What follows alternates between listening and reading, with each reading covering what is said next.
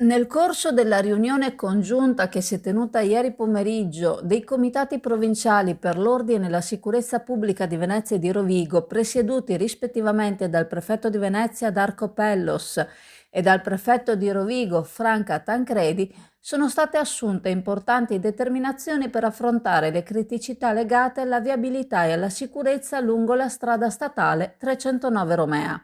Alla presenza della vicepresidente della Regione Veneto Elisa De Berti nella sala consiliare del Comune di Chioggia si è deciso di costituire un tavolo tecnico presso le questure di Venezia e Rovigo, ciascuna per il proprio ambito territoriale, con il compito di coordinare servizi interforze di vigilanza e controllo, anche con l'impiego di mezzi aerei e con il supporto delle polizie locali per prevenire e contrastare comportamenti pericolosi per la circolazione e principali cause di incidenti stradali, e un tavolo presso la Regione del Veneto con la partecipazione delle prefetture di Venezia e Rovigo e dei rappresentanti degli enti locali interessati per monitorare da un punto di vista tecnico-operativo le iniziative infrastrutturali finalizzate all'adeguamento della strada statale Romea.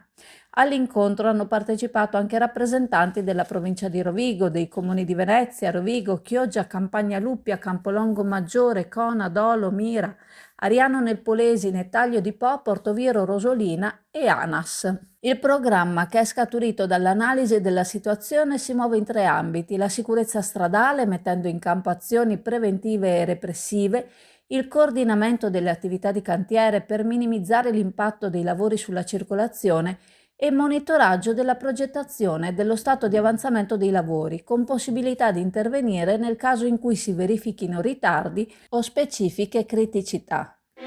Il Caffè del Mare, un luogo dove ogni momento si trasforma in un'esperienza gustosa e appagante da vivere in coppia o con gli amici, immersi in un'atmosfera accogliente, vivace e inconfondibile. Sarai accolto con il sorriso, seguito con cura e consigliato con professionalità, perché per noi ogni ospite è speciale. Caffè del Mare, Via delle Nazioni Unite 56, Isola Verde, Chioggia.